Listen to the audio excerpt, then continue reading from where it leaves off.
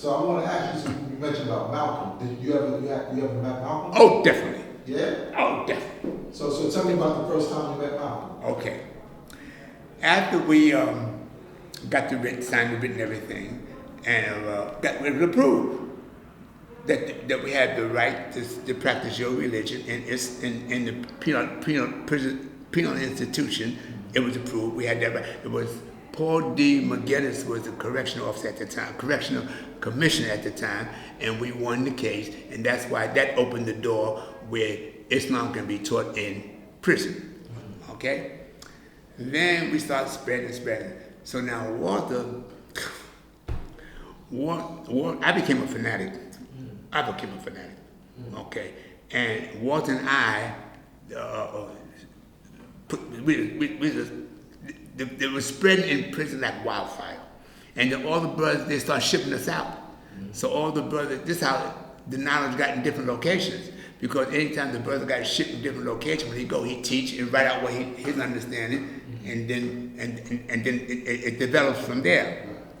So Walter and I, they shipped us out with no job, no place to go, nothing. But Walter's sister, who was Malcolm's secretary, one of his secretaries, he got in touch with her, so she had told Malcolm. Malcolm had a brother come up to Osland, Greenhaven State, New York, to bring us back down to New York, to the city.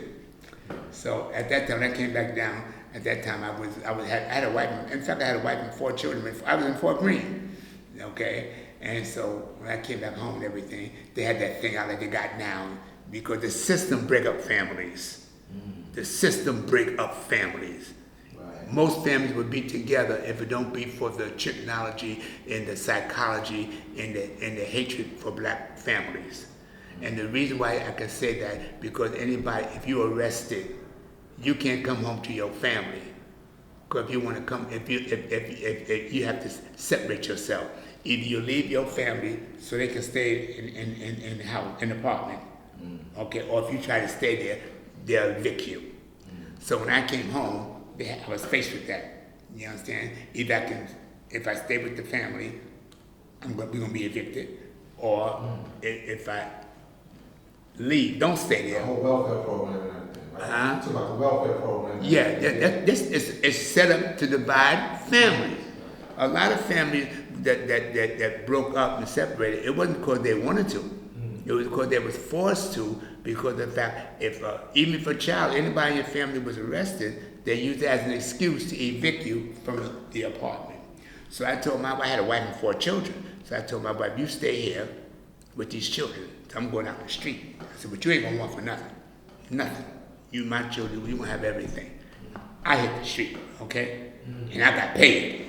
I could tell you all my activities. I got paid. My family, they was in heaven. The best of food, the best of clothes, the best of shelter, live, even to this day. Okay, I believe in that heaven while you live. I always had that mentality. I'm gonna build on this because you built on that before, and I want to touch on that, but go ahead. Yeah, because my mother was a Jehovah's Witness. So she raised us like that. My mother was a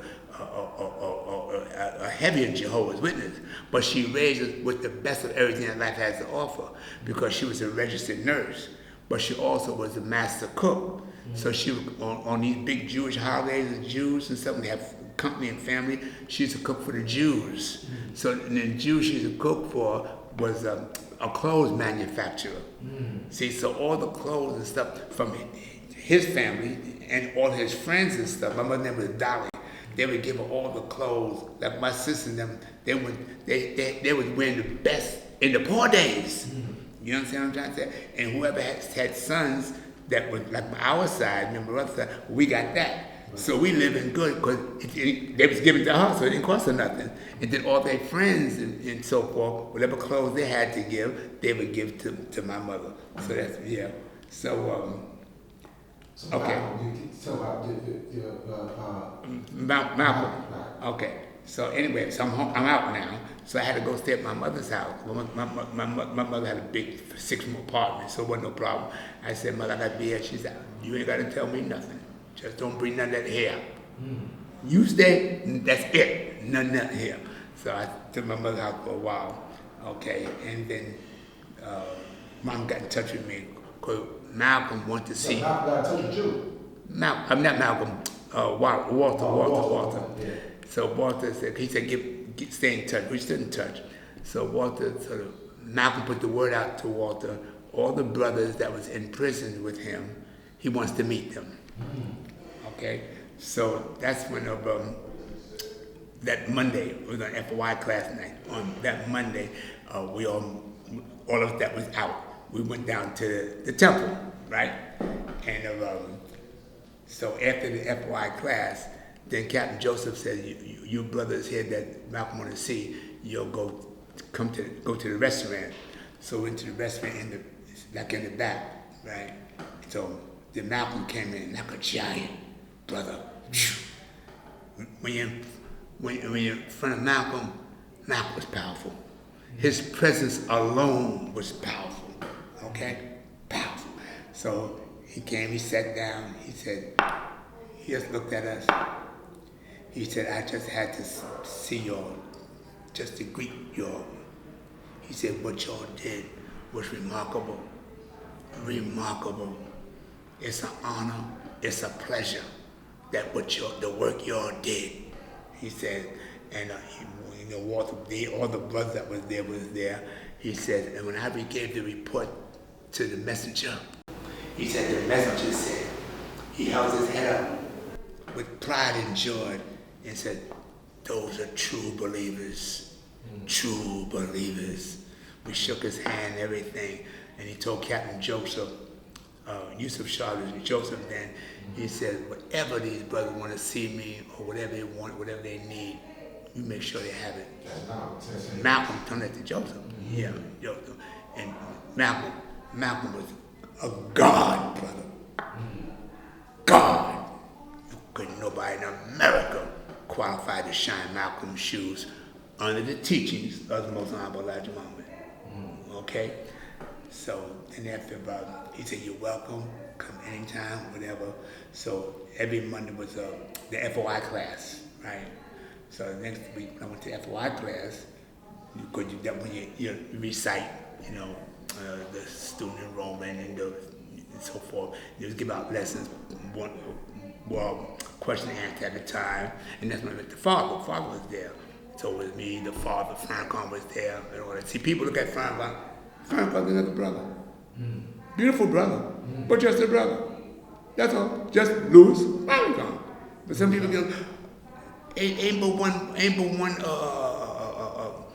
how you say, one high echelon in this.